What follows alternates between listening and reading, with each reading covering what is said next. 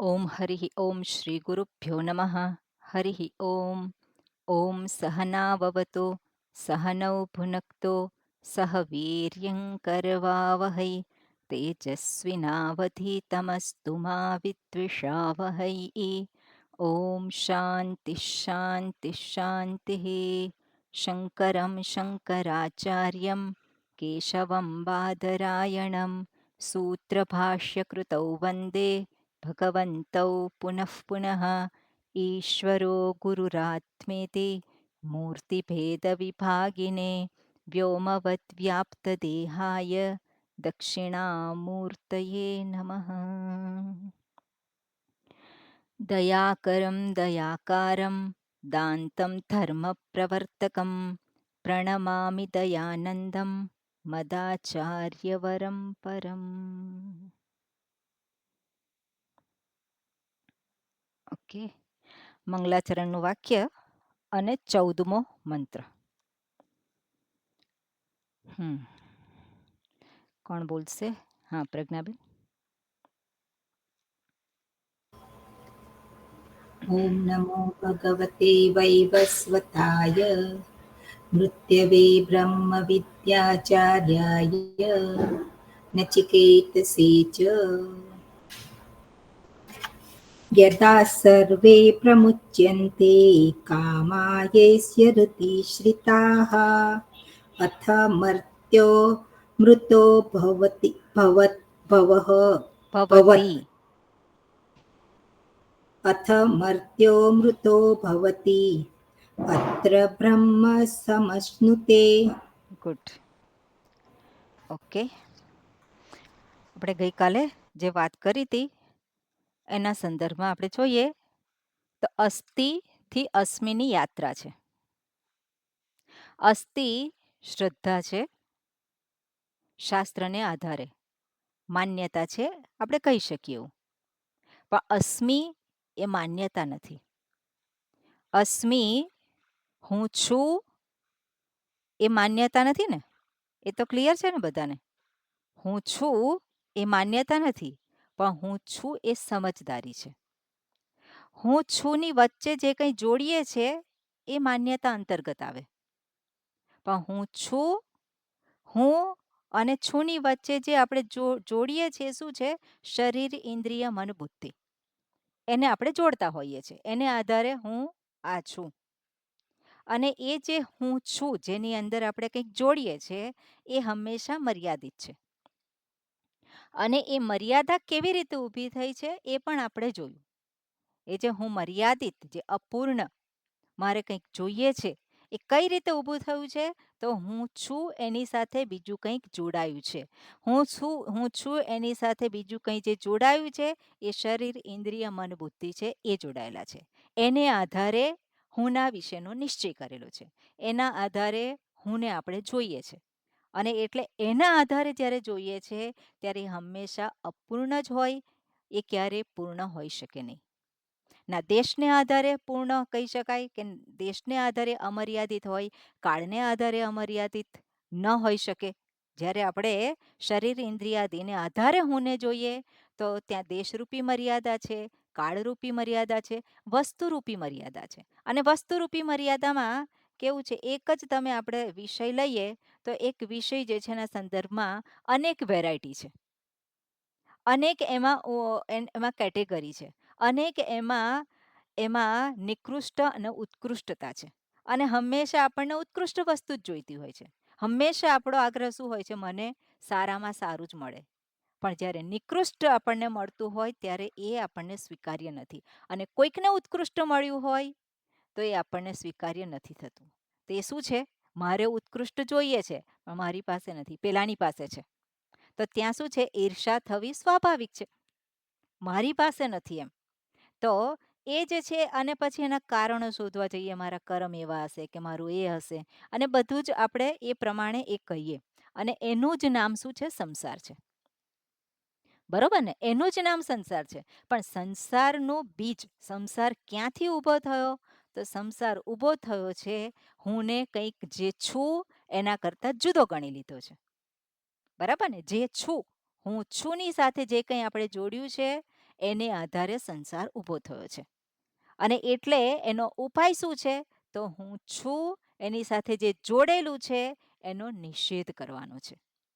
અને એને માટે શાસ્ત્ર આપણને પ્રક્રિયા દર્શાવે છે, જે વિચારની પ્રક્રિયા.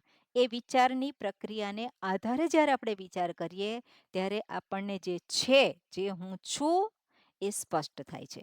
એટલે છે થી છું જે છેનું છેનો નિશ્ચય આપણે કરીએ છીએ.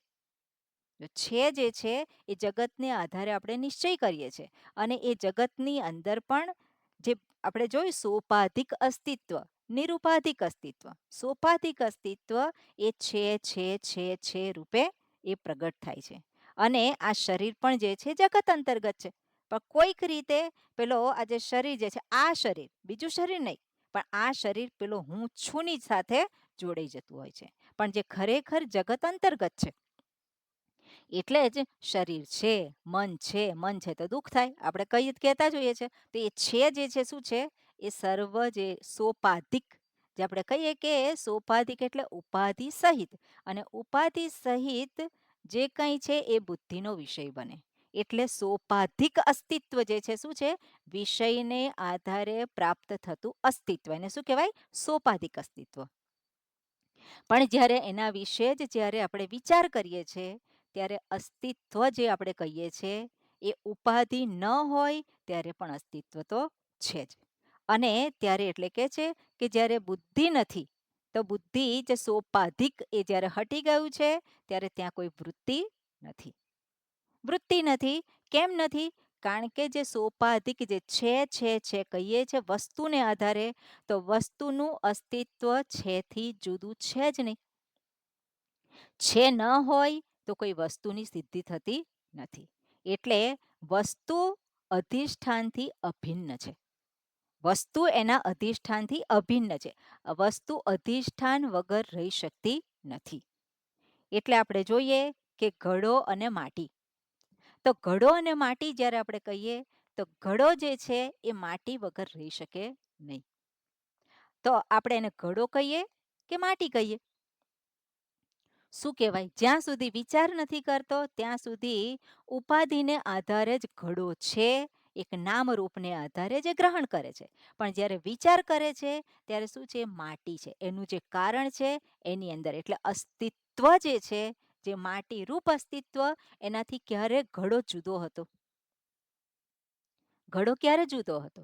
ક્યારેય હતો જ નહીં. ક્યારેય નહીં, ક્યારેય એટલે નહીં. જે વિષય રૂપે જે આપણે અસ્તિત્વ, જે અસ્થિ બધી જે વિષયને આધારે કહીએ છીએ, ખરેખર એનું પાછળનું જે સત્ય છે એનું અધિષ્ઠાન છે શું છે? સત્તા સામાન્ય છે. એટલે કહેવાય સત સ્વરૂપ. તો સત સ્વરૂપ ક્યારે નથી? સત સ્વરૂપ ક્યારે નથી? જ્યારે વિષય છે ત્યારે છે કે નહીં? વિષય નથી ત્યારે છે કે નહીં? વિષય નથી ત્યારે પણ છે અને વિષય છે ત્યારે પણ છે. અને વિષય કેવા છે? વિષય હંમેશા બદલાય છે. વિષયનો જન્મ છે અને વિષયનો નાશ છે. પણ અસ્તિત્વનો જન્મ નથી, અસ્તિત્વનો નાશ નથી. એટલે અસ્તિત્વથી જુદું અસ્થિનું અસ્તિત્વ નથી. શું કહેવાય? અસ્તિત્વથી જુદું અસ્થિનું અસ્તિત્વ નથી. અસ્થિ એટલે શું છે? વિષયને આધારે જે સોપાધિક કહેવાય. અને અસ્તિત્વ જે છે એ તત્વભાવ. તો એ તત્વભાવ જે અસ્તિત્વ કહ્યું છે, તો જે દરેક વિષયની પાછળ જે છે એ અસ્તિત્વ કેટલા છે? અસ્તિત્વ કેટલા છે? એક જ હોય. અને એક જ હોય તો જ્યારે હું છું કહું છું, તો હું છું ત્યાં પણ એ અસ્તિત્વ છે કે નહીં?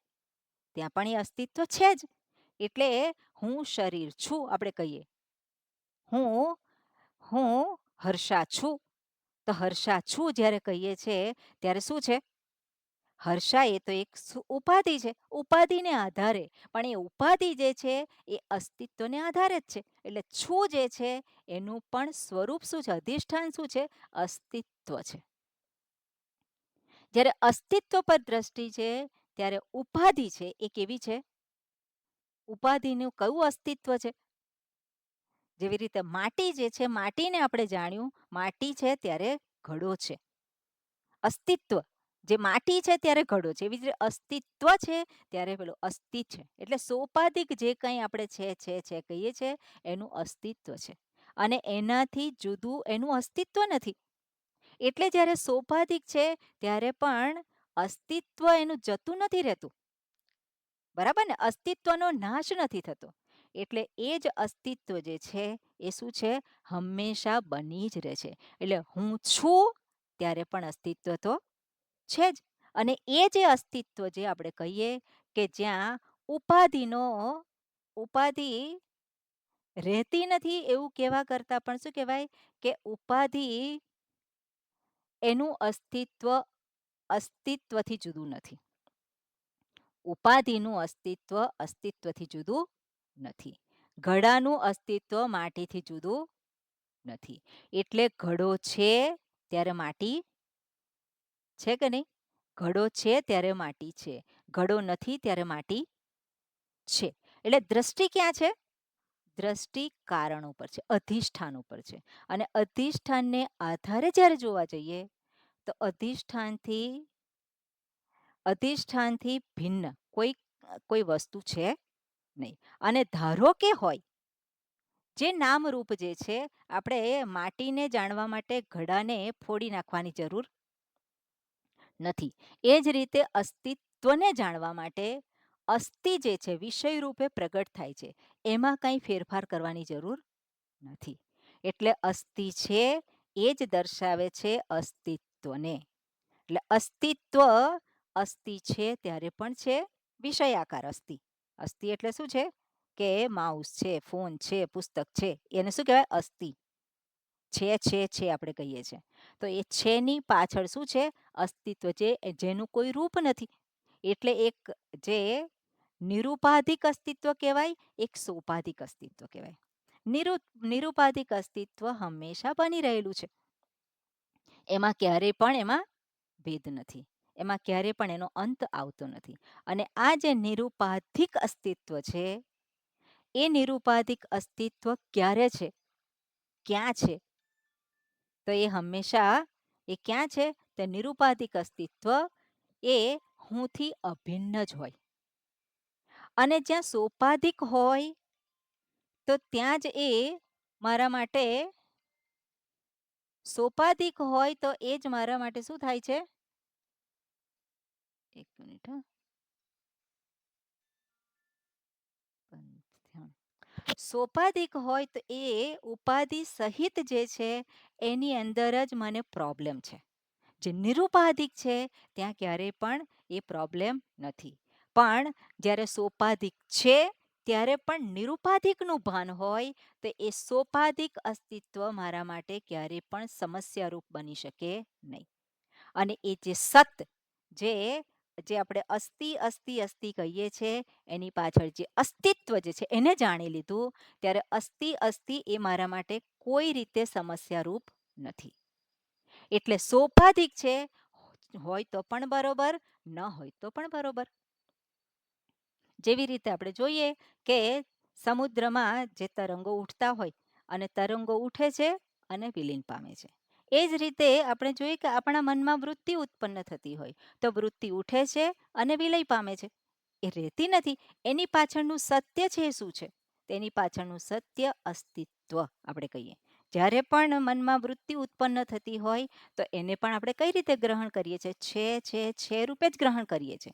પણ એનું અધિષ્ઠાન જ્યારે આપણને ખ્યાલ હોય તો દ્રષ્ટિ ક્યાં છે? દ્રષ્ટિ અસ્તિત્વ પર હોય તો મનમાં ઉઠતી વૃત્તિઓ એમાં કઈ વૃત્તિ સારી છે, કઈ ખરાબ છે,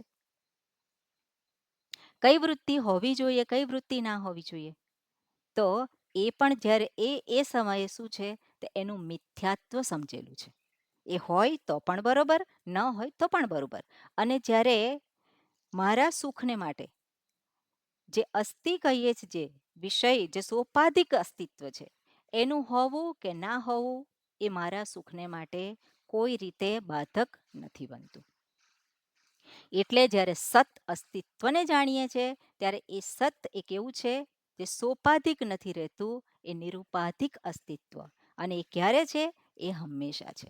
અને જ્યારે પણ સમસ્યા છે, એ સમસ્યા ક્યાં છે? સોપાધિક અસ્તિત્વ છે ત્યાં જ સમસ્યાઓ છે. એને કારણે સંસાર ઊભો થયો છે. જ્યાં સોપાધિક અસ્તિત્વ, જે નિરૂપાધિક અસ્તિત્વ રૂપે જાણ્યું છે, એ અધિષ્ઠાન રૂપ અસ્તિત્વને જાણ્યું છે, ત્યારે ત્યાં કોઈ પણ પ્રકારનું ત્યાં સમસ્યા રહેતી નથી. અને સમસ્યા રહિતની જે સ્થિતિ છે એ કેવી છે? તો એ જે છે એને જ કહેવાય જે સત સ્વરૂપ, એ જ ત્યાં આનંદ સ્વરૂપ, સુખ સ્વરૂપ. અને એ સુખ સ્વરૂપને જ્યારે આપણે જાણીએ છીએ, એને ઓળખી લીધું છે, તો ત્યાં ત્યાં અહીંયા શું કહ્યું છે કે યદા સર્વે પ્રમુચ્યંતે કામાહા, જે કામનાઓ જે છે હૃદયમાં રહેલી છે. અને હૃદયમાં ગઈકાલે આપણે જોયું કે હૃદય એટલે શું છે? હું. સમસ્યા મનમાં નથી, સમસ્યા ઇન્દ્રિયોમાં નથી, પણ સમસ્યા ક્યાં છે? તો સમસ્યા હું ઇન્દ્રિયો મનને આધારે હું મને પોતાને એવો માની લઉં છું, અને ત્યારે સમસ્યા છે. પણ જ્યારે બધા જ રૂપ જે છે, જે આપણે છે કહીએ છીએ, એ બધાનો જ્યારે વિલય થાય છે, અને વિલય થયા પછી ક્યાં વિલય થાય છે? એના અધિષ્ઠાનમાં જ વિલય થાય છે. અને ત્યારે જે કંઈ સોપાધિક છે એ મારા માટે સમસ્યારૂપ નથી બનતું. અને એટલા માટે મનમાં કામનાઓ ઊભી થાય, મનમાં ઈચ્છા ઊભી થાય. તો ઈચ્છા, જે કંઈ જુદી જુદી વૃત્તિ ઉત્પન્ન થાય, તે વૃત્તિ મારા માટે સમસ્યારૂપ રહેતી નથી. એટલે કે છે યથા સર્વે પ્રમુચ્યંતે કામાહા, કામાહા પ્રમુચ્યંતે, કામનાઓ જે છે એ બધી એમાંથી એ છૂટી જાય છે. અને ક્યાં છે? હૃદિશ્રિતા, અહમ જે આપણે કહે છે હુંને આશ્રિત છે. હૃદિશ્રિતા એટલે હુંને જે આશ્રિત છે. અને ત્યારે અથ એટલે કે તદા, ત્યારે મર્ત્ય અમૃત ભવતી, ત્યારે જે મર્ત્ય છે, જે મરણશીલ છે, એ અમૃત ભવતી, જે આ પ્રમાણે વિચાર કરે છે, વિવેક કરે છે, એને આ સત્યનું ભાન થાય છે. અને ત્યારે અમરત્વને પામે છે. અમરત્વને પામે છે એટલે પોતાના જ સત સ્વરૂપને એ પામે છે, પોતાના જ સુખ સ્વરૂપને એ પોતે જાણે છે, ઓળખે છે, આપણે કહીએ. અને અત્ર બ્રહ્મ સમશ્નુતે, અને અહીં જ એને બ્રહ્મ સમશ્નુતે, બ્રહ્મની પ્રાપ્તિ થાય છે. બ્રહ્મ એટલે કે પરિપૂર્ણ તત્વ છે, પરિપૂર્ણ જે, અને એ જ હું છું. એટલે બ્રહ્મથી હું અભિન્ન છું. અને બ્રહ્મ સમશ્નુતે એટલે પરિપૂર્ણતાને એ પ્રાપ્ત કરે છે. અને બીજો અર્થ જે છે ગઈકાલે આપણે જોયું હતું કે અશધાતુ વ્યાપ્તિના અર્થમાં છે. અને બ્રહ્મ શબ્દનો અર્થ પણ શું છે? કે જે અમર્યાદિત છે. તો અમર્યાદિત એવા બ્રહ્મને જાણીને, ઓળખીને, બ્રહ્મથી અભિન્ન એવા પોતાના સ્વરૂપને ઓળખીને પોતે પણ કેવો થઈ જાય છે? અશ્નુતે એટલે વ્યાપક. પોતે પણ એ જે વ્યાપક સ્વરૂપ છે એને જ પોતે પામે છે. ઓકે, આ રીતે વાત આપણે કરી. અને આગળ જે છે છેલ્લું જે વાક્ય છે એમાં આપણે ભાષ્ય વાંચેલું છે. એમાં અથ તદામર્ત્ય પ્રાક પ્રબોધાત આસીત સહ પ્રબોધોત્તર કાલમ અવિદ્યા કામ કર્મ લક્ષણસ્ય મૃત્યોહો વિનાશાત અમૃત ભવતી.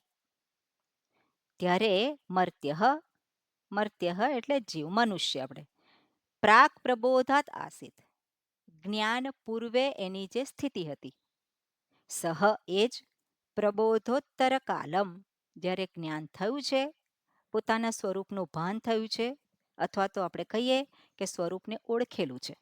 અને ત્યારે એટલે સ્વરૂપને ઓળખતા પૂર્વેની સ્થિતિ અને સ્વરૂપને ઓળખ્યા પછીની સ્થિતિ જે છે. અને એમાં એનાથી ફાયદો શું થયો? તો કહ્યું છે અવિદ્યા કામ કર્મ લક્ષણસ્ય, અવિદ્યા કામ અને કર્મ, જેને કહ્યું છે અવિદ્યા ગ્રંથિ તરીકે એને ઓળખવામાં આવે છે. અને આપણે પહેલા પણ જોયેલું છે કે કઈ રીતે આ એ અવિદ્યા ગ્રંથિ છે એ કામ કરે. અવિદ્યા કામ કર્મ લક્ષણસ્ય, અને એને જ મૃત્યુ કહ્યું છે.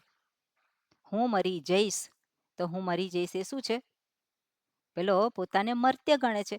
તો જે મર્ત્ય ગણતો હોય એને શેની પ્રાપ્તિ થાય છે? મૃત્યુની પ્રાપ્તિ થાય છે. પણ એ કેમ છે હું મરી જઈશ કેમ છે? કારણ કે પોતાના સ્વરૂપને જાણતો નથી.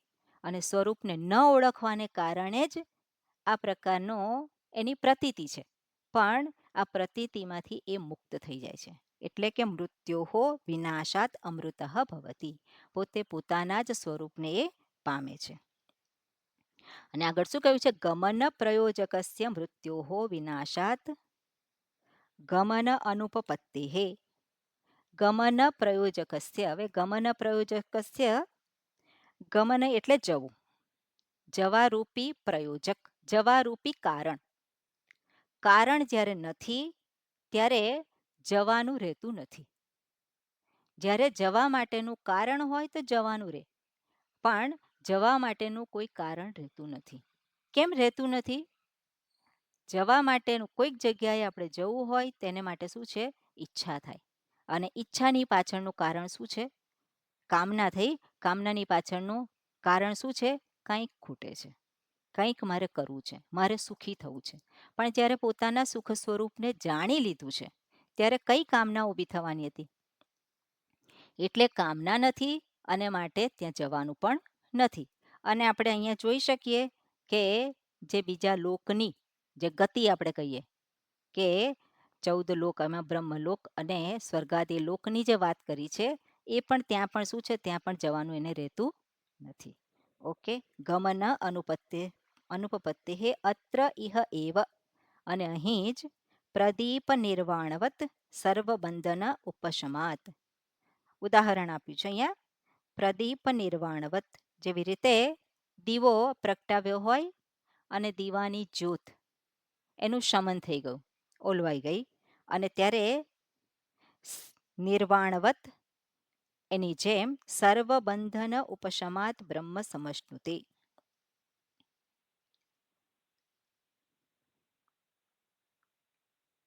ઓકે, આના સંદર્ભમાં થોડુંક જોઈએ. અત્ર ઇહૈવ પ્રદીપ નિર્વાણવત, અહીંયા જ એટલે આજ જે પોતાના જ સ્વરૂપમાં સ્થિત છે ત્યારે હું અને એના સિવાયનું જે કંઈ છે એ બધું જ, હું સિવાયનું જે કંઈ છે એ બધું જ શું છે? એનું અસ્તિત્વ જાણે કે રહેતું નથી. આપણે જોઈએ કે ઈચ્છા થતી હોય અને કર્મમાં પ્રવૃત્ત થઈએ છીએ આપણે, અને એ કર્મ પ્રવૃત્ત થઈએ અને પરિણામે કંઈક ને કંઈક એની અંદર એ આપણા માટે બંધનરૂપ સિદ્ધ થતું હોય છે. પણ જ્યારે સ્વરૂપને જાણ્યું છે ત્યારે આ બધી જ ઈચ્છાઓ અને એ બધું જ શું થાય છે? જાણે કે રહેતું નથી. તો હુંનું શું થાય? હું ક્યાં છે? તો હું પોતાના જ સ્વરૂપમાં એ ત્યાં સ્થિત થઈ ગયો છે. એટલે જાણે કે એ પોતે જ પોતાના સ્વરૂપમાં સ્થિત થઈ ગયો છે, અને બીજું બધું જ જે છે શું છે? એને માટે જાણે કે એ બધું જ જે છે એને કહેવાય કે હું પર આધારિત છે. હું છું અને ત્યારે બીજું બધું જ છે. અને બરોબર, એટલે હું અને આપણે જે વાત કરી કે અસ્તિત્વ જે છે સોપાધિક અને નિરુપાધિક, તો સોપાધિક જે કંઈ જે છે એ બધાનું જ વિલીનીકરણ શેમાં થયું છે? અસ્તિત્વ જે સામાન્ય છે. એટલે સામાન્ય જે છે એ સર્વત્ર છે, અને નિરુપાધિક જે છે એ બધામાં એમાં એ રહે છે. એટલે બધું જ જે કંઈ વૃત્તિઓ આપણે કહીએ કે જે કંઈ થઈ રહ્યું છે એ બધું જ જે છે જાણે કે એ અસ્તિત્વમાં વિલીન થઈ ગયું. અને કઈ રીતે વિલીન થઈ ગયું છે? તો અહીંયા ઉદાહરણ દ્વારા દર્શાવ્યું છે કે જેવી રીતે કે આ દીવો જે છે એ એનું શમન થાય છે. દીવો આપણે શું કહીએ કે એનું શમન થાય છે, એટલે કે ઓલવાઈ ગયો છે. ઓલવાઈ ગયો છે એ શબ્દ બરોબર નથી, પણ એનો એવું કે દીવો સ્થાને ગયો, સ્થાને ગયો એવું ના કે. ના ના એવો શબ્દ ના પ્રયોગ થાય.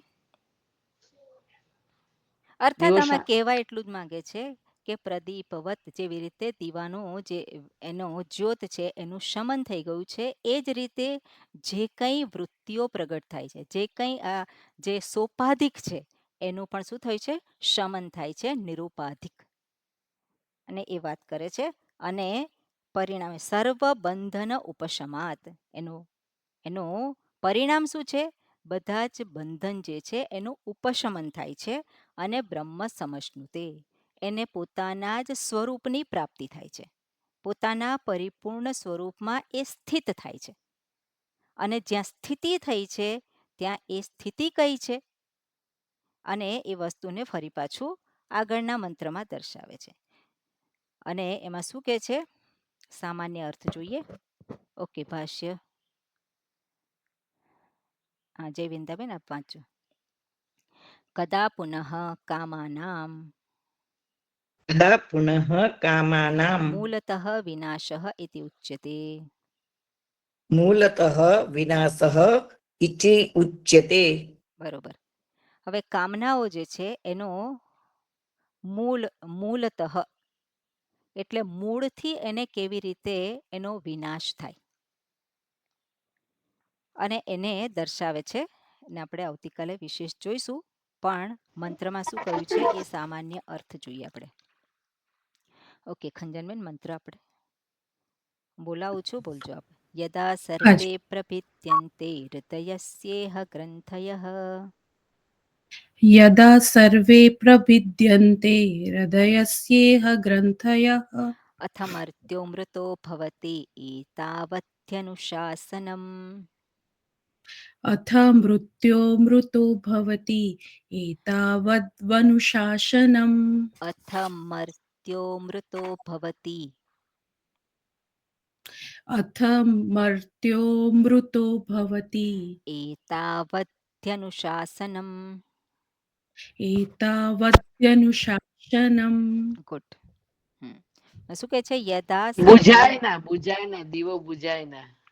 એવું તમે ગીત નૈયા ઝુકાવી મેં તો જોજે રે બુજાય ના. એનો જુદો અર્થ છે.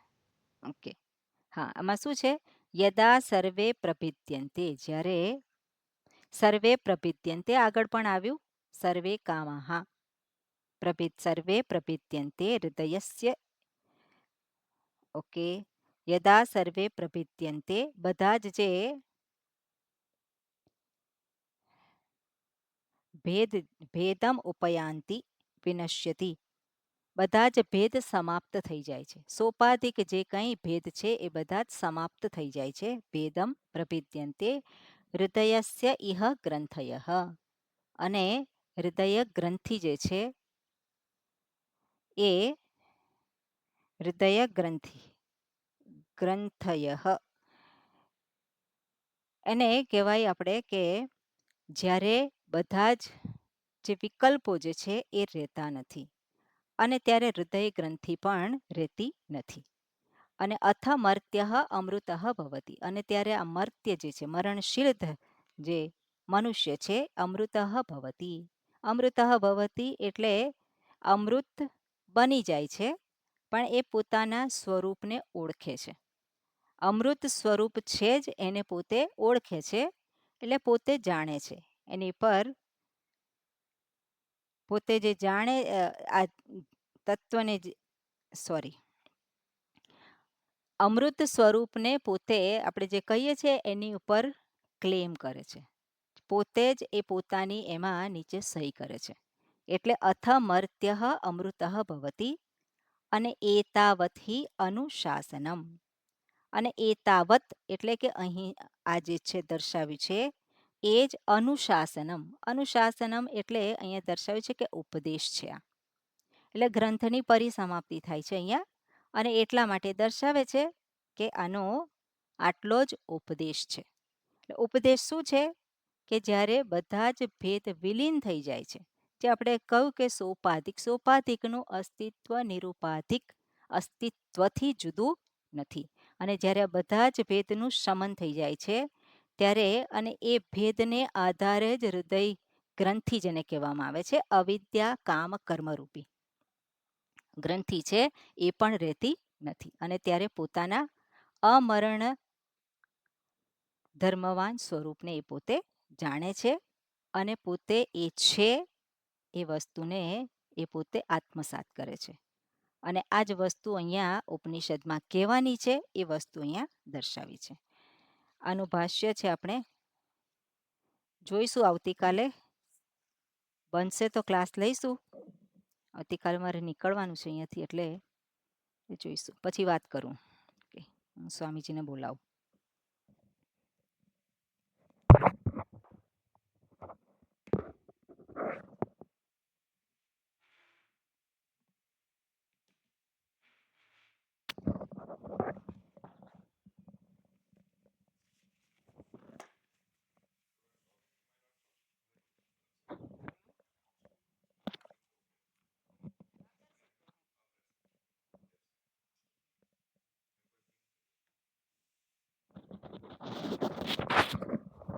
मेल में भेजूं?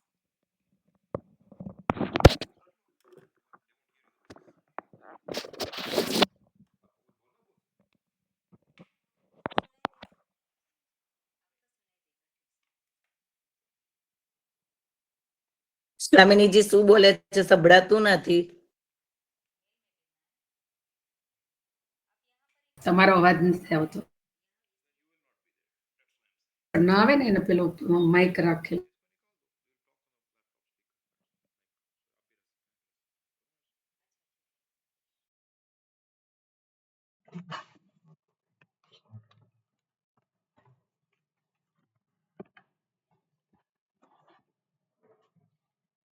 सवाल पूछेंगे क्या करेंगे? पूछेंगे शायद, पता नहीं. अच्छा, ये आप सवाल पूछने के स्वामी जी है तो स्वामी जी से आप प्रश्न पूछ सकते हैं. ગુરુજી ओके, स्वामी जी के बारे में प्रणाम. मैसेज किया था तो आप पहचानते हैं. स्वामी जी की विशेष कृपा है हम पर, और इसीलिए जो भी कुछ कर सकते हैं तो उनकी उस पर बहुत कृपा है. तो आप स्वामी जी को प्रश्न पूछ सकते हैं. जी, ओके. ओके. हरिओम. ओम હરિઓમ. हरिओम. હરિઓમ. પ્રણામ ગુરુજી. अविद्या ग्रंथि क्या है? अविद्या ग्रंथि क्या है? ग्रंथि का मतलब गांठ. गांठ होती है तो उसमें 2-3 धागे वो गांठ में बनता है. यदि आपको मालूम है गांठ कैसे खोलना है और गांठ और उलझ जाता है, तो यहाँ जो अविद्या, काम और कर्म, इन तीन को यहाँ ग्रंथि किस लिए है? देखो, अविद्या क्या है? मैं ये हूं, ये शरीर मूल स्वरूप कारण है, ये हम सबकी बुद्धि होती है, इसको हम कहते हैं अविद्या. इसका मतलब क्या है? मैं इतना ही हूं, मतलब मेरे से अलग बहुत चीजें हैं, तो मैं बहुत परिच्छिन्न हूं, बहुत छोटा हूं, क्योंकि जो मेरे से अलावा जो है, मेरे अलावा जो है वो मुझसे बहुत अधिक है. तो मैं कहाँ रहा? मैं तो एक छोटा सा एटम जैसे हो गया दुनिया में, उससे भी कम. तो मैं बहुत छोटा हूं. अब मेरे को वो पसंद नहीं कि मैं छोटा रहूं. मुझे बड़ा बनने के लिए मैं क्या करता हूं? मेरे मन में इच्छा होती है अपूर्णत्व. मैं पूर्ण नहीं हूं, मेरे अलावा बहुत चीजें हैं. इसको कहते हैं, इसके कारण क्या होता है? कामना आती है कि मैं थोड़ा और विस्तृत बनूं. अविद्या से काम का, अविद्या मतलब अपूर्णत्व. अपूर्णत्व के कारण क्या होगा? काम आएगा. काम से क्या होगा? कुछ करूंगा या कुछ करूंगी. फिर क्या होगा? मैं थोड़ा विशाल हो जाऊंगा. तो कर्म होता है. कर्म से क्या होता है? फिर एक नया शरीर आता है. नए शरीर में क्या करते हैं? यही काम करते हैं. तो ये कब तक चलेगा? जब तक अविद्या नहीं जाती है तब तक ये चलेगा. तो इसको बोलते हैं अविद्या ग्रंथि. या एक और तरीके से क्या बोलते हैं इसको? मैं, अहम, ममा और उसके इर्द गिर्द जितने संबंधित हमारे कल्पनाएं हैं, उन सबको भी अविद्या ग्रंथि बोलते हैं. अविद्या एवं ग्रंथि. अविद्याकृत ग्रंथि, ग्रंथि मतलब गांठ। तो गांठ कैसे खोलते हैं, उसको मालूम होना चाहिए कैसे खोलना चाहिए। आपके यहाँ अभी पता नहीं होता है कि नहीं, एक चावल पहले आया करता था, एक बैग में चावल आता है ना, तो ऊपर उसमें वो 3 धागों से वो उसको स्टिच किया होता है जैसे, और उसे खोलना है ना तो आप खींचोगे नहीं खुलेगा। एक धागा कोई होता है उसको हाथ लगाओ पूरा 1 मिनट उधड़ जाएगा, लेकिन अगर वो ठीक से नहीं किया ना तो कैंची लेके चाकू लेके एक एक को काटना पड़ता है। तो ये अविद्या ग्रंथि को निकालने का एक तरीका है, उससे निकालो तो पूरा निकल जाता है, नहीं निकला तो काटते रहें, वो निकलेगा नहीं। इसको कहते हैं अविद्या ग्रंथि। ठीक है, तो स्वामी जी अविद्या ग्रंथि निकालने का उपाय वो वेदांत का पठन पाठन ही है ना, श्रवण पठन पाठन सुना ही नहीं दे रहा है मेरे को, थोड़ा जोर से बोलेंगे। अविद्या ग्रंथि निकालने का उपाय हाँ वेदांत में ही मिलता है ने हाँ हमको, वेदांत जानने से ही मिलता है ने। हाँ, उपाय तो वही है, अभी आप बता रहे थे माता जी आपको, बताइए बताइए, भिद्यते माता बता रही है। हृदयग्रन्थिः छिद्यन्ते सर्वसंशयाः हृदय क्षीयन्ते चास्य कर्माणि तस्मिन् दृष्टे परावरे। परावरे। तस्मिन् दृष्टे, जब हमारी दृष्टि में हमारा पारमार्थिक सत्य उभरता है तो क्या बचता है। अब जब तक मुझे कान के बाले और नाक की नथनी और सब दिख रहे हैं तब तक सोना नहीं दिखता, ये सब दिखता है, नेकलेस दिखता है। सोना जो सुनार है उसके बाद आप जाएंगे, उसको क्या दिखता है, वो आप बोलेंगे ये मेरे मंगनी का ये अंगूठा है, ये मेरी शादी का नेकलेस है। वो बोलेगा वो सब छोड़ो, लगाओ तराजू में लगाओ, क्या क्या वजन बना, 50 ग्राम, उसका वो आपको पैसा देगा। वो आप बोलो शादी का है या किसी और का है, उसको फर्क नहीं पड़ता है ना, उसकी दृष्टि क्या है, सब सोना। हमारी दृष्टि क्या है, ये हमारी शादी का है, ये हमारी मंगनी का है, ये हमारे परदादा ने दिया था। ये सब जो है हमारे मन में कल्पना है, वस्तु क्या है, सोना ही। अब एक बार जो सोना जानता है उसको ये नाम रूप से कोई फर्क नहीं पड़ता। उसी तरह से यदि हम जाने कि हमारी सच्चाई क्या है, समस्त दुनिया में जो भी जो भी चीज है, वो उसकी जो अस्तित्व है, अस्तित्व मैं हूं, ये समझ में आ गया तो बचा क्या है, कुछ भी नहीं, मैं ही हूं और कुछ नहीं। तो यही है उपाय अविद्या ग्रंथि को हटाने का, कि अपने आप को ठीक तरह से समझना, जैसे हैं वैसे समझना। ठीक, हरिओम स्वामी जी। सत्यम परम धीमहि, हम जानते हैं, बहुत प्रसिद्ध भागवत का वाक्य है। तो सत्यम परम धीमहि, तो उस सत्य के लिए उत्कृष्ट है, तो उत्कृष्ट हमारे जीवन में सतत बना रहे, उस को भी समय हम स्वाध्याय नहीं करते, परंतु अंतर्दृष्टि सदैव बनी रहे, उसके लिए प्रयत्न रूपे हमें क्या हमारे on our part what we should do. देखो हम लोगों का जो दृष्टिकोण है ना, अक्सर सवाल यह है क्या करें। अब जो है आप नेकलेस पूछता है आपसे, मैं सोना हूं ये जानने के लिए मुझे क्या करना चाहिए, आप नेकलेस को क्या बताएंगे, क्या बताएंगे, छलांग लगाने को, गले से उतरने को बताएं, क्या बताएंगे उसको, क्या नहीं बताएंगे। नेकलेस को पूछा है, नेकलेस बहुत सीरियसली, स्वामी जी तुम्हारी मर्जी वो बनाओ, मैं क्या करूं, क्या बताएंगे उसको।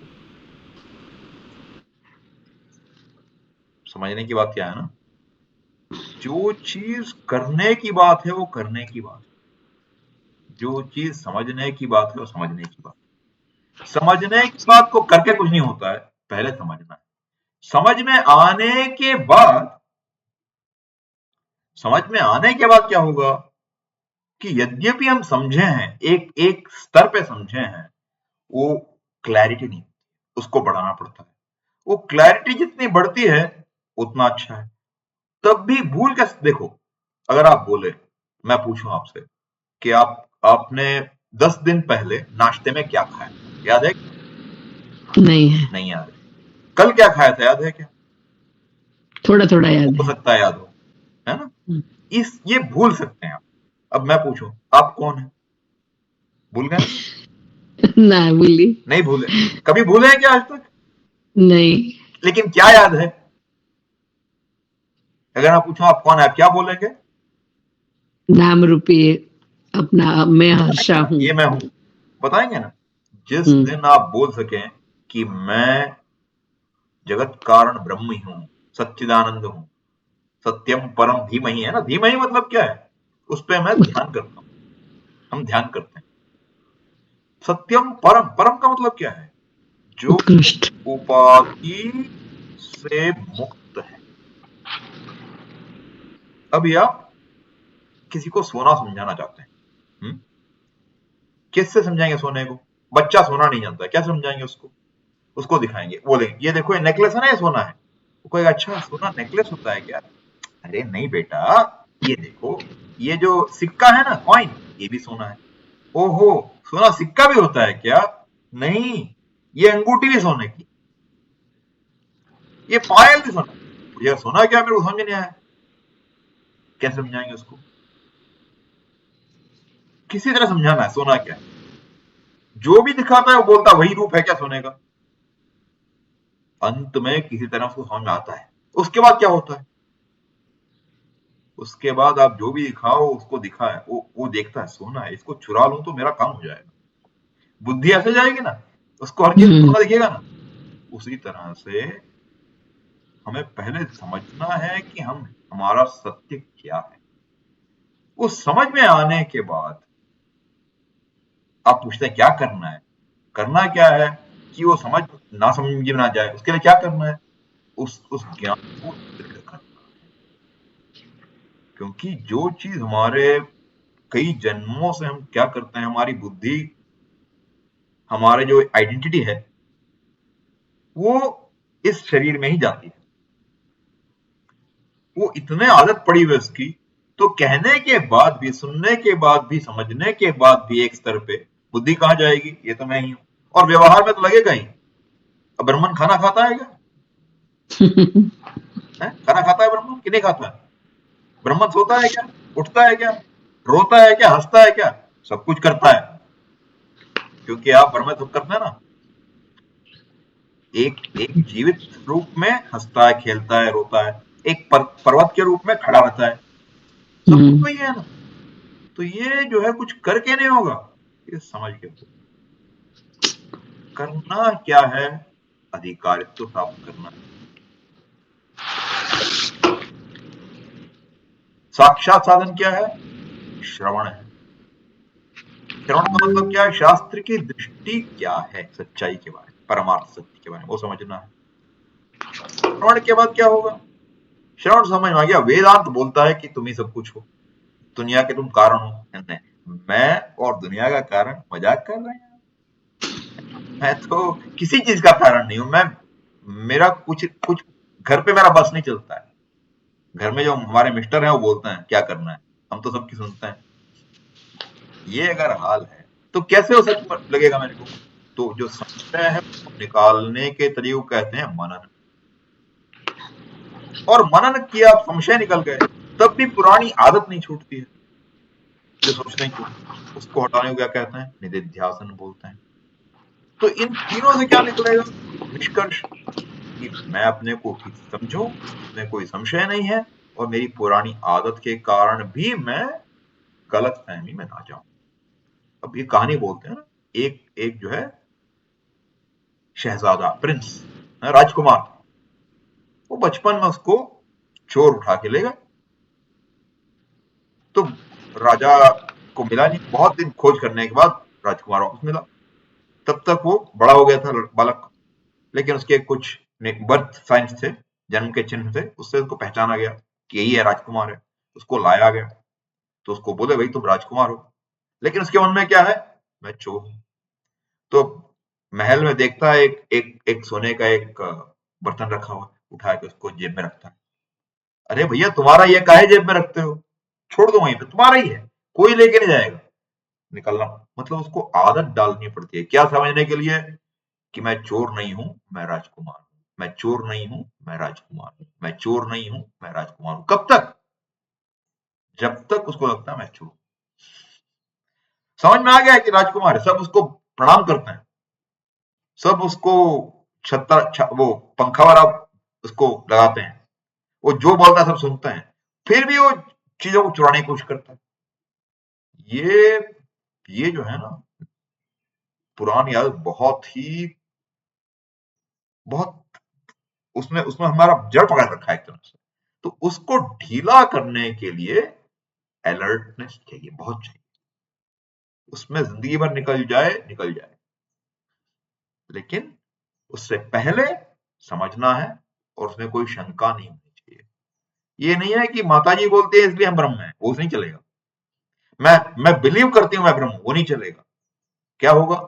समझना क्या है? अरे जो चीजें बदलती हैं, जो चीजें आती जाती हैं, वो मैं नहीं हो सकती।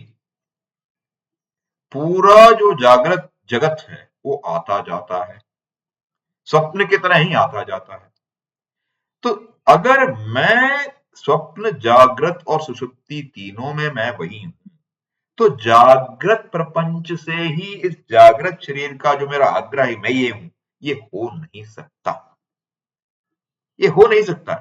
लेकिन हम इतना सुनने के बाद भी क्या बोलते हैं? मैं। ये बकरी जैसे मैं करती है, हम भी यही करते हैं, मैं ये है। तो ये हटेगा कब? ये तभी हट पाएगा जब हमारी जो ये पुरानी जो सोच है कि ये मैं हूं, इसको बहुत बहुत डीप तरह से पकड़ा हुआ है, उसको हिलाना पड़ेगा। हिला के उसको जहां मैं असली मैं है, उसको वहां लगाना पड़ेगा। और वो लगे तब आप पूछें क्या करना है? कुछ नहीं करना। और जब तक लगे क्या करना है, उसके लिए जो सुविधा बनानी वो करना है। उसके लिए क्या करना है? अधिकारित्व प्राप्त करना है, श्रवण मनन निधिध्यासन। ठीक। बहुत धन्यवाद प्रणाम। और कुछ? हम अभी ग्रामर पढ़ रहे हैं। ग्रामर पढ़ ग्रामर रहे हैं? बहुत, हाँ, अच्छी तरह संस्कृत पढ़ना, भाषा। I am sorry. अच्छी तरह पढ़ना। हाँ, बस आशीर्वाद दो, हम अच्छी तरह पढ़े, इसलिए प्लीज प्रणाम। हाँ। नहीं देखो, ग्रामर मत समझना उसको, वो अच्छा तरीका नहीं देखने का। ओके। तो समझो हम भाषा को समझने की कोशिश कर। ग्रामर का मतलब क्या है? कुछ हमें रूल रटने नहीं। क्या होना चाहिए मन में भाव? कि इसमें भाषा ज्ञान मिले। क्यों? एक एक शब्द बताए कि क्या है संस्कृत। माताजी बोल रहे हो ठीक है, लेकिन माताजी के बोलने के बाद भी शब्द का ज्ञान मन में कैसे बना रहेगा? तो सिर्फ गुजराती ट्रांसलेशन से नहीं बनेगा ना, बनेगा। ये क्या है? अब जैसे भी आप गए, आपने पढ़ा है कि नहीं? अस्तीत्येव उपलब्धव्यः, पढ़ा है? अस्तीत्येव अस्थि का मतलब क्या है? हड्डी। है। अरे हड्डी नहीं है, वो अस्थि होता है, ये अस्थि है ना? फर्क है कि नहीं दोनों में? एक अस्थि है, एक अस्थि है। ये संस्कृत में फर्क पड़ता है बहुत। चिता और चित्ता में कितना फर्क है? चिता, चिंता, कितना फर्क है? एक बिंदु। हम्म? और स्वजन और श्वजन में क्या फर्क है? स्वजन का मतलब मेरे लोग, मेरे स्वजन लोग। का मतलब क्या है? कुत्ते। सच। वाह, कुत्ते। अब जो है हम इतने बुद्धिमान हैं कि स्वजन को स्वजन समझ लेते हैं। फिर क्या होगा? हमारी समझ के क्या होगा? कुछ नहीं होगा। तो भाषा ज्ञान से क्या होगा कि कम से कम पढ़ने के बाद जब वो श्लोक या वो वाक्य पढ़ सुने, तो मन में उसका अर्थ स्फुरण होगा और वो निधिध्यासन के लिए बहुत ही लाभदायक होगा। और एक और बात क्या है कि कोई आजकल यूट्यूब में किसी कमी है क्या? कितने आचार्य चाहिए आपको? माता जी तो सिर्फ हफ्ते में 3-4 क्लास करती हैं, आप तो दिन भर क्लास कर सकते हैं कि नहीं? यूट्यूब में बहुत सारे होते हैं। लेकिन वो बोलते हैं, वो ठीक बोलते हैं, गलत बोलते हैं, आपको कैसे पता?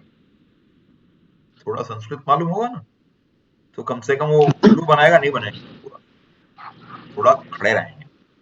तो संस्कृत भाषा जो है उसको व्याकरण मत समझो। हम बोलेंगे व्याकरण से क्या करना, फिर लोग भज गोविंदम समझाएंगे। क्या समझाएंगे आपको? भज गोविंदम भज गोविंदम, सुना है कि नहीं? हम फिर क्या बोलते हैं? संप्राप्ते सन्निहिते काले नहीं नहीं नहीं रक्षति डुक्रिंकरणे। डुक्रिंकरणे को क्या बोलते हैं? व्याकरण बोलते हैं। तो बोलते हैं शंकराचार्य बोलते हैं कि व्याकरण से क्या करना है, गलत समझाते हैं आपको। डुक्रिंग करने का मतलब है कर्म नहीं करना है, सिर्फ कर्म में नहीं अटकना है, कृंग करने। व्याकरण समझना है, क्यों? भाषा समझनी है। भाषा समझने से हम जो भी पढ़ते हैं उसमें अच्छी तरह से समझ में आएगा। तो आप उस तरह से इसको दृष्टि में रखो। और एक और क्या है ना, आप व्याकरण संस्कृत पढ़ रहे हैं, तो अभी संस्कृत में यदि मैं कहूं राम वनम गच्छति, फिर बोलता हूं वनम राम गच्छति, गच्छति वानम राम, कोई फर्क है तीनों में कि नहीं है? नहीं है फर्क। कोई फर्क नहीं है। अंग्रेजी में बोलो क्या होगा, या हिंदी में बोलो क्या होगा? राम ने रावण को मारा। अब घुमा दो उसको, रावण ने राम को मारा, क्या हुआ? पूरा उल्टा उल्टा हो हो गया। गया, हुआ कि नहीं? उल्टा। तो संस्कृत में क्या है, एक वाक्य को समझने के लिए हर शब्द का दूसरे शब्दों के साथ संबंध समझना पड़ता है, और उसको समझने के लिए अकल को चालू रखना पड़ता है। अकल को अगर सुला दिया ना, फ्रिज में रख दिया, तो कुछ समझ में नहीं आएगा। तो पूज्य स्वामी जी हमारे दयानंद जी महाराज है ना, वो बोला करते थे कि संस्कृत पढ़ोगे ना तो अंतःकरण शुद्ध हो जाएगा। अंतःकरण शुद्धि की भी एक ये तरीका है। क्यों? क्योंकि आपको हर वाक्य समझने के लिए आपके मन को बिल्कुल सतर्क रहना, वो सतर्कता जो है संस्कृत देगी आप देवभाषा। देवभाषा। तो संस्कृत में आनंद है। मेरे को बहुत तो पढ़ने में मेरे मजा जीवन है। में अगर बोल तो अनुभव ग्रामर हुआ पढ़ है। रहे हो तो क्या लगता है संस्कृत एक है, ग्रामर एक, वैसे मत समझो। उसमें प्रेम आना चाहिए, भाषा पढ़ने में प्रेम आना चाहिए, तब मजा आएगा। हाँ, सच्ची बात है। धन्यवाद। स्वामी जी, तो साधन चतुष्टय में फर्मली एस्टेब्लिश होने के लिए क्या करना चाहिए? दोबारा मुझे सुना ही नहीं पड़ा। साधन चतुष्टय में फर्मली एस्टेब्लिश होने के लिए क्या करना चाहिए?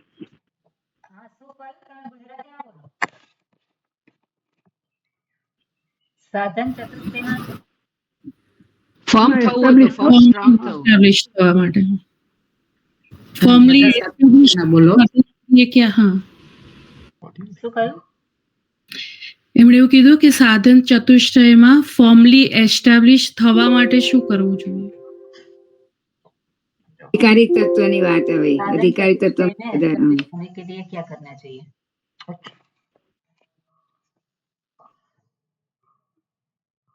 देखो, साधन चतुष्टय, साधन चतुष्टय किस लिए चाहिए? अधिकारित्व के लिए। अधिकारित्व को साधन चतुष्टय बोलते हैं। ये साधन चतुष्टय ठीक है, लेकिन समझना क्या है कि मैं ज्ञान प्राप्त करने के लिए तैयार हूं। साधन का मतलब इतना ही, अधिकारित्व का इतना ही मतलब है कि जो बोला जाए, श्रुति का जो विजन है वो मुझे समझ में आ सके, ये मामला है। उसके लिए क्या चाहिए? अब साधन चतुष्टय सोचते 4 ही हैं क्या? अब उसको बढ़ाएंगे और बढ़ेगा। भगवत गीता पढ़े हैं आप? अमानित्वमदम्भित्वम अहिंसा क्षांतिरार्जवम आचार्योपासनम शौचम, लंबा जोड़ा जाएगा। और भगवत गीता में ये पढ़े दैवी संपत आसुरी संपत, वो कितना है? वो भी बड़ा लंबा चौड़ा है। फिर सत्व रजस तमस गुण के पढ़े, वो भी लंबा चौड़ा है। तो कितना अधिकारित्व है? सब अधिकारित्व में आएगा। तो अधिकारित्व का मतलब क्या है कि मैं मेरी बुद्धि दुनियादारी में जाने के सिवा उसमें उसकी रुचि चली गई। उसकी रुचि चली गई। कैसे चली गई? जाने का मतलब क्या है? वैराग्य किसको कहते हैं? विरागस्य भाव वैराग्यम। विराग क्या का मतलब है? राग का मतलब क्या है? रंज रागे। देखो संस्कृत का क्या मजा मजा आता है। रंज रागे धातु है। उसका मतलब क्या है? रंगना। हिंदी में जो रंग शब्द है ना, वो रंज से ही आता है, रंज रागे से आता है, रंगना। अब आप यदि आंखों के अपने चश्मे को रंग लेते हैं तो दुनिया कैसे दिखती है? लाल रंग लिया तो कैसे दिखेगी? लाल दिखेगी। रंगीन। रंगीन दिखेगी दुनिया। रंगीन नहीं, जो है उससे अलग दिखेगी, है कि नहीं? आपने अगर चश्मे में रंग चढ़ाया तो आपको दुनिया कैसे दिखेगी? जिस रंग को आपने चढ़ाया उस रंग से उसका फर्क पड़ता है कि नहीं? तो यदि रंग हटाए तो क्या होगा? जो चीज वैसे है, जैसी है वैसे दिखेगी। अभी हमको क्या दिखता है? अरे करोड़ों का माल होना चाहिए, कुछ वजह है। क्यों? पैसे पे रंग चढ़ा हुआ है कि वो बड़े हमारे जो है, हमें वो सिक्योर करती है। जब रंग हटे क्या दिखेगा? आज पैसा है, कल हो पता नहीं। लक्ष्मी बड़ी चंचल होती है ना। नलिनी दलगत जलमति तरलम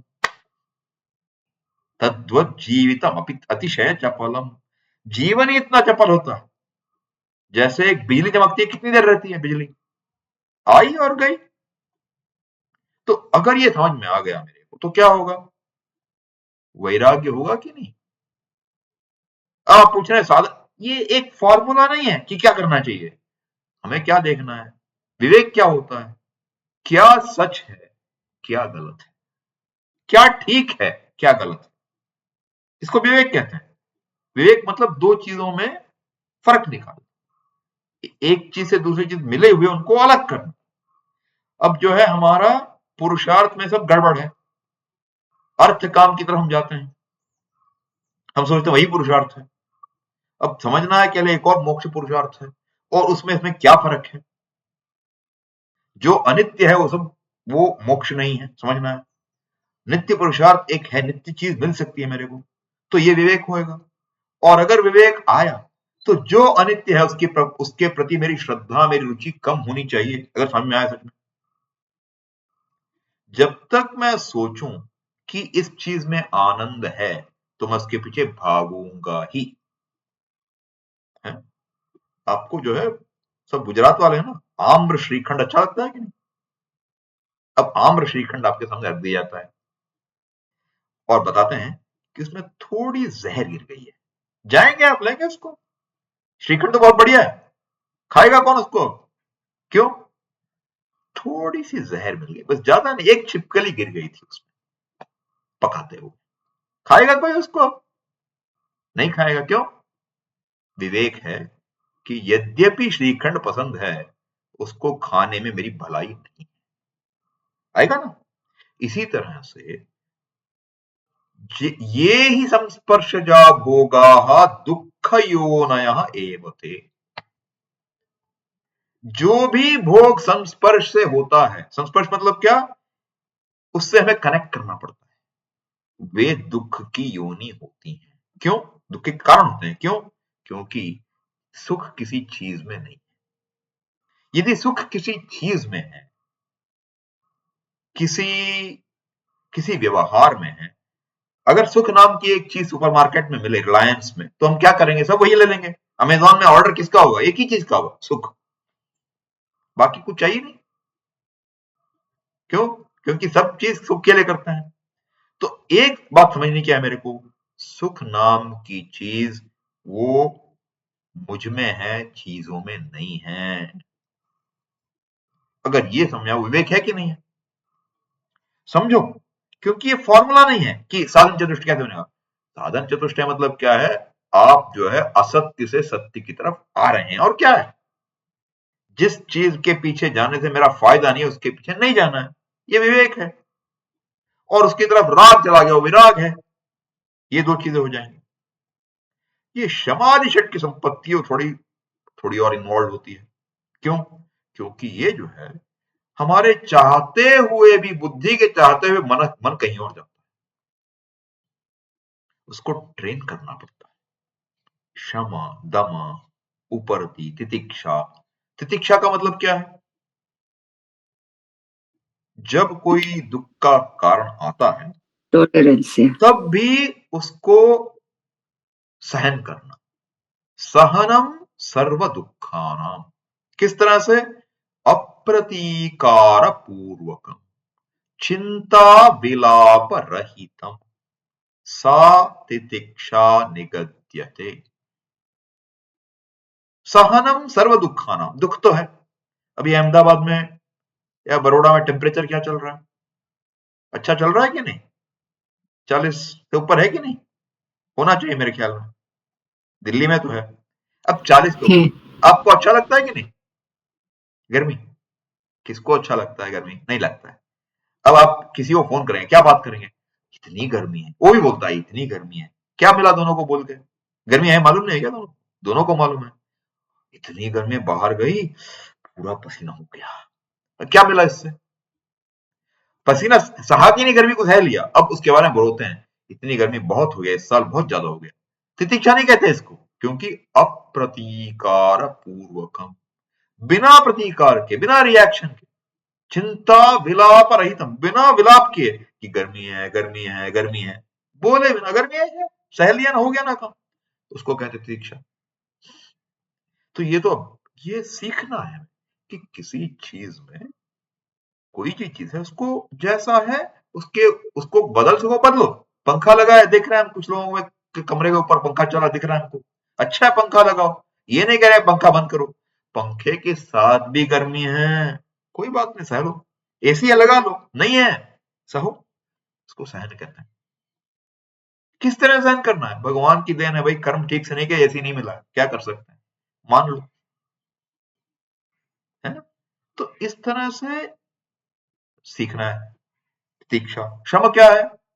कि मन कहता है कुछ करना है, मन के लेवल पे उसको रोकना है, नहीं करो। दम क्या है? इंद्री के लेवल पे उसको रोकना है। गुस्सा आ गया है, हाथ में डंडा है, किसी को मारने चले हैं, हाथ को पीछे खींच लो, उसको दम कहते हैं। मतलब क्या है?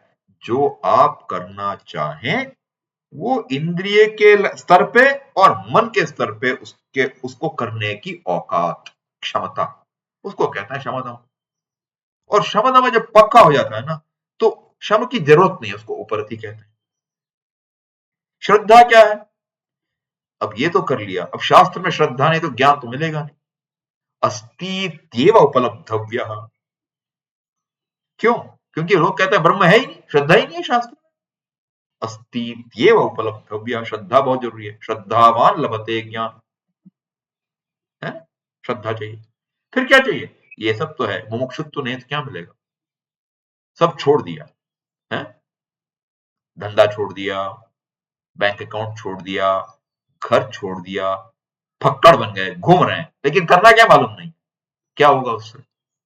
कुछ नहीं होगा, टाइम वेस्ट होगा और कुछ नहीं। तो क्या चाहिए? ये सब छोड़ के किस लिए छोड़ा? वो नहीं भूलना है, मुमुक्षुत्व। ये सब मोक्ष के लिए है। मोक्ष से, ज्ञान से, ये समझना है ना? तो ये चीजें समझने वाली बात है। इसको अगर आप बोले कैसे होगा, हर चीज में समझ के। पूज्य स्वामी यही बोलते थे हमेशा, सब कॉग्निटिव, सब समझना है। करना कम है, समझना ज्यादा है। और जो समझे ना उसके अनुसार करना है। ये समझने के लिए क्या चाहिए ना, जो आदमी समझ के साथ करता वही काम आपको समझने की इच्छा से करना है। समझ रहे हैं? कि समझ लो कि मुझे दम चाहिए, शम चाहिए। दम है मतलब क्या है? इच्छा होते हुए मैं हाथ को गलत जगह नहीं रखूंगा, किसी के मुंह पे नहीं रखूंगा, ऐसे चाटा लगाने नहीं करूंगा। आ गया मन में चाटा मारने का, आ गया संकल्प, तब भी हाथ को नीचे ही रखूंगा। ये करना है, हाथ को नीचे रखना है, कर्म है। तो जो हमें सीखना है ना, जो वैल्यू हमें लानी है, उस वैल्यू के होते हुए हम जो करें उस वैल्यू को अपना बनाने के लिए हमें वही काम करना है, लेकिन अपने विल से, अपने इच्छा से, तब जो है वैल्यू बनेगी। कोई भी वैल्यू है ना, कर्म में उसको जमाना है, तब जो है वैल्यू बनेगी। ये बेसिक है, ये समझो तो फायदा करेगा आपको। ठीक, टाइम देख लो आप, मुझे तकलीफ नहीं है, लेकिन हाँ, जयंती आपने भी पूछो तो। जयंत भाई,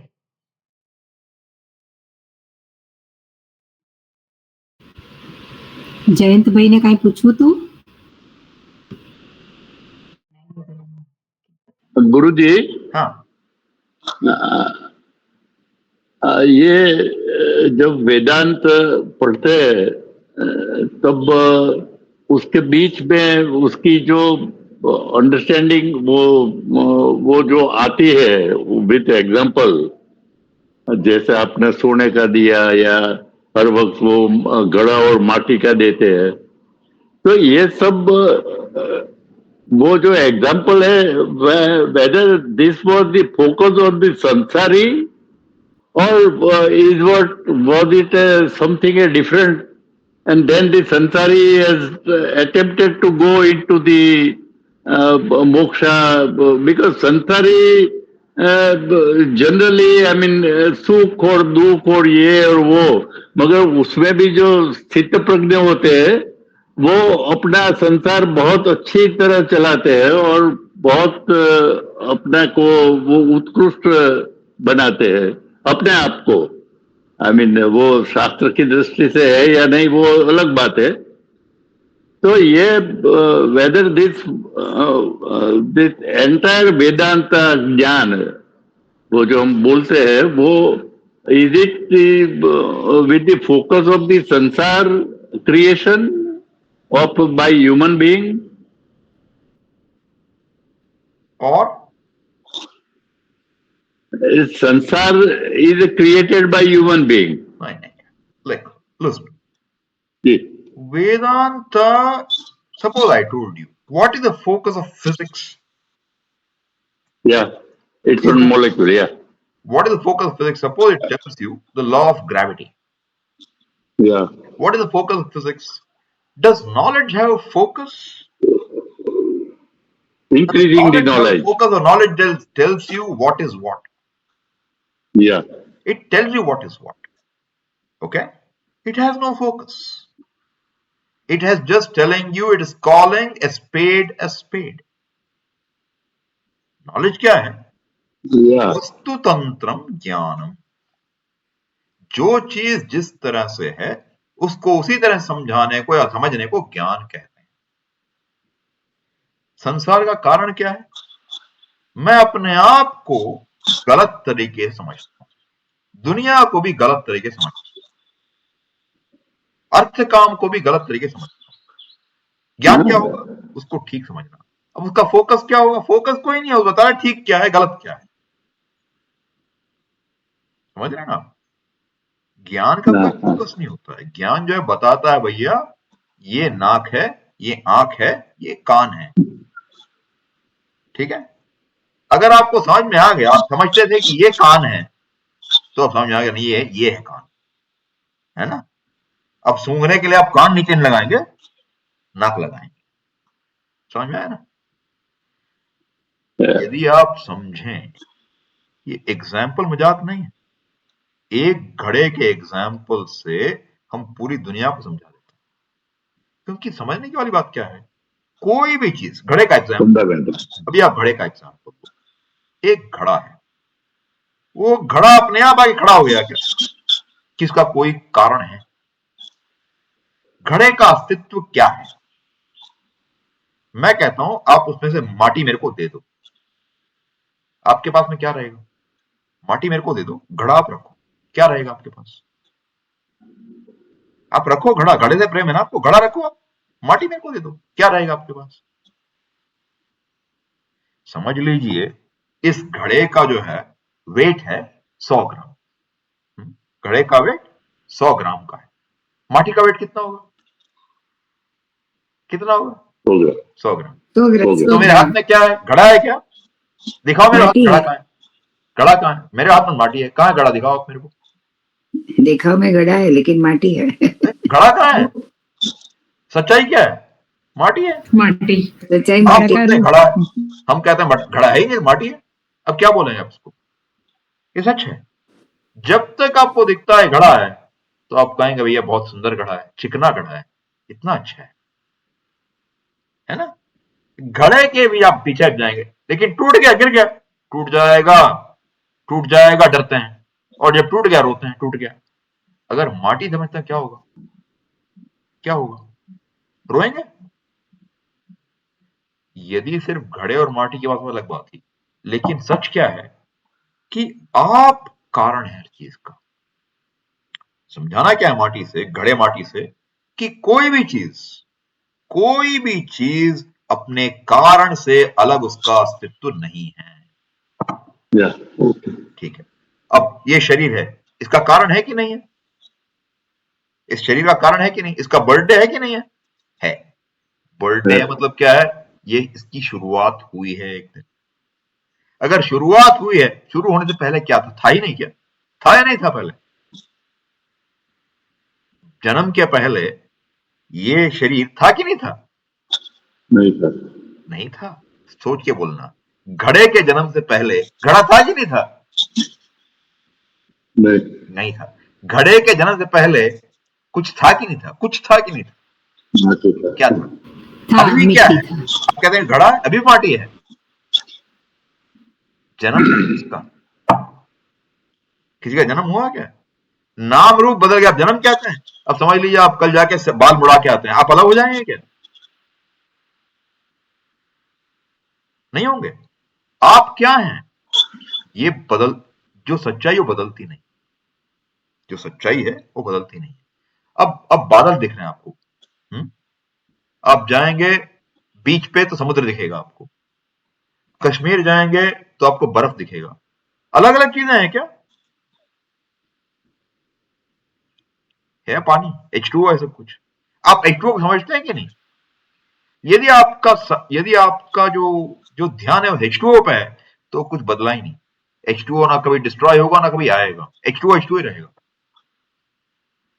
इसी तरह से एक सत्य जो है ना, उसको आप समझें तो नाम रूप के कारण से कुछ नहीं बिगड़ता, और हर नाम जो समय में है वो घड़े की भांति जन्म लेता है, उसका अंत होता है। लेकिन जन्म लेने के बावजूद घड़ा माटी से कदापि है। अब ये बताओ, अब ये फोकस किसका है? फोकस कुछ नहीं है, समझा रहे हैं कि कार्य जो है कारण से कभी अलग नहीं होता है। जो कार्य है उसका कारण है। हर कार्य का अगर कारण है तो सारे कार्यों का कारण क्या है? जो चीज समय में आती है उसका कारण होता है। समय में क्या चीज नहीं है? समय में क्या चीज नहीं? जो भी आप देखते हैं समय में देखते हैं ना, इन टाइम। समय में क्या नहीं है? आप नहीं है समय में, आप समय को भी देखते हैं। समझो, यमराज जो है सिर्फ समय में आते हैं, आपके ऊपर उनका कोई हक नहीं बनता है। समझ गए? जब तक आप बोलते हैं मैं यही हूं, यमराज ले जाएंगे आप।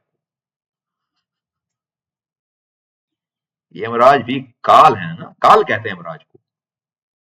काल का अधिष्ठान क्या है? काल की सच्चाई क्या है?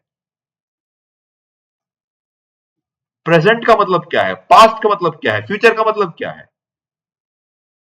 भविष्य का मतलब समय आज से समय आगे, समय आज से आगे। भूत का मतलब क्या है? आज से पहले। आज का मतलब क्या है?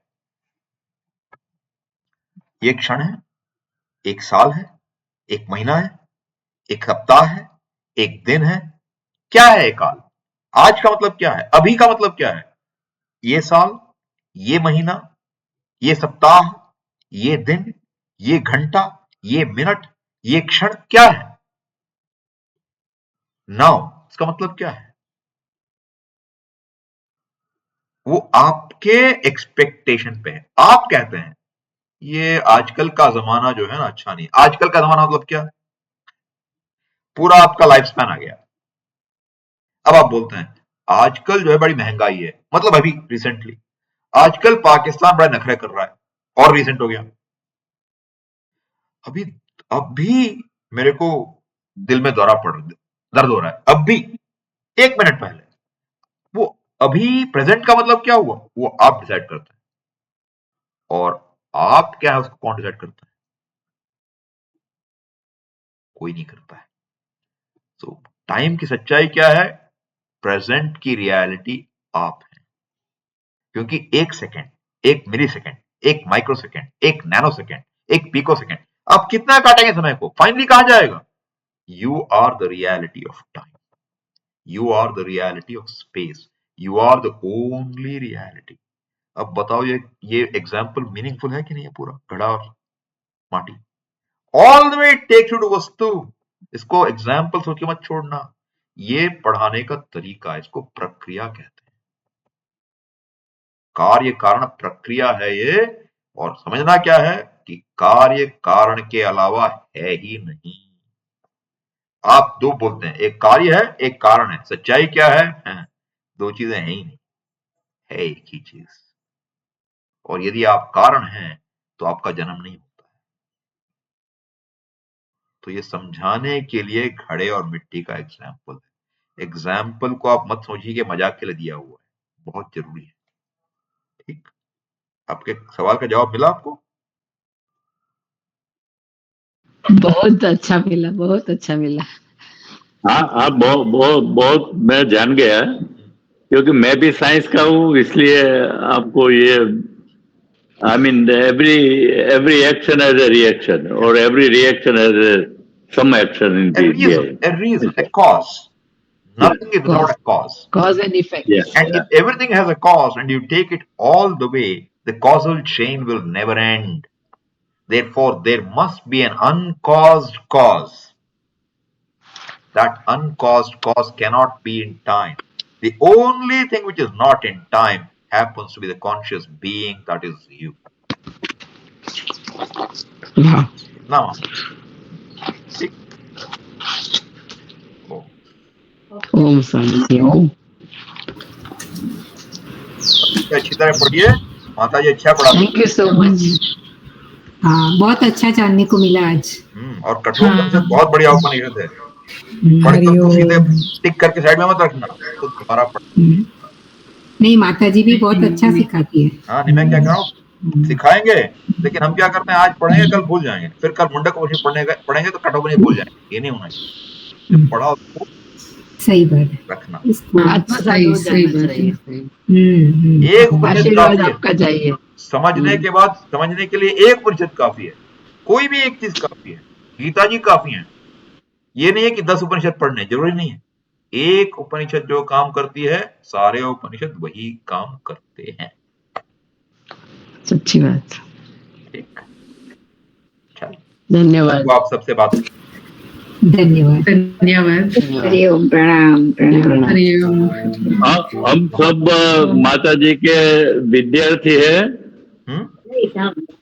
हम सब माता जी के विद्यार्थी हैं, पता है? हाँ, विद्यार्थी है। और उसके माता जी के गुरुजी को देखने, मिलने और सुनने के लिए जो हमको ये क्षण मिली, वो हम धनभाग्य समझते हैं। आपका बहुत बहुत शुक्रिया। धन्यवाद ओम स्वामी जी। धन्यवाद। पूर्णमिदं पूर्णात् पूर्णमुदच्यते पूर्णस्य पूर्णमादाय पूर्णमेवावशिष्यते। ओम शांति शांति शांति। हरि ओम श्री गुरुभ्यो नमः। हरि ओम। बस अपना आशीर्वाद बताओ। सब पे भगवान का, हमारे बड़े स्वामी ना पूज्य स्वामी दयानंद जी, उनके आशीर्वाद सब पे। स्वामी जी आप सेलेसबर्ग आने वाले हैं? हाँ, सेलेसबर्ग आने वाले हैं? हो सकता है, यूएसपी हो सकता है। हाँ, तभी तो मैं जरूर, हम कनाडा में है तो अब हम मिलेंगे। देखेंगे, भगवान दक्षिणामूर्ति बुलाएंगे तो आएंगे। हाँ स्वामी जी। अभी तो हमारे ट्रम्प भाई किसी को आना नहीं देना चाहते ना, थोड़ा टाइम लेगा। स्वामी मुक्तात्मानंद जी इज हियर। हाँ In Canada, very nice. No, he came to Canada and now he's in US. So yeah. Wonderful. Hari Om Sahib.